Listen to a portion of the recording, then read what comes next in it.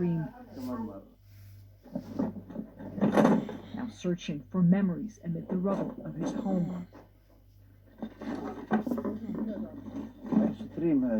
This was Reem's doll, he says.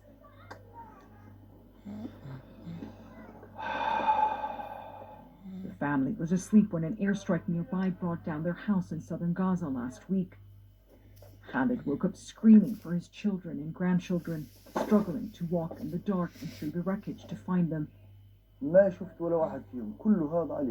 I couldn't find anyone. They were buried underneath all this rubble, he says. My daughter Mesa was here. Her children, Reem and Tarek, were here in her arms. Mesa and her sister barely survived. After a few days in intensive care, they're now recovering at a relative's house. I felt something heavy on top of me. I started screaming, Mesa says.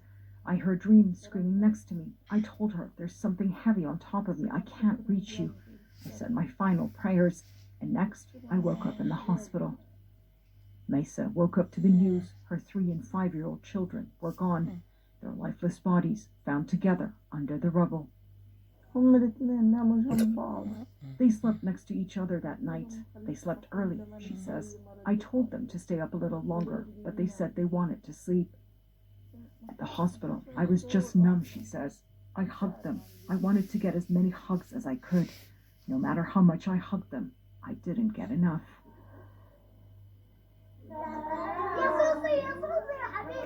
Their final days lived in a war they were too young to understand.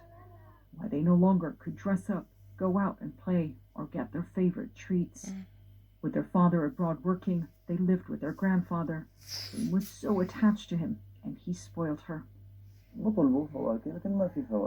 They kept asking for fruit, but there's no fruit because of the war, he says. I could only find them these tangerines.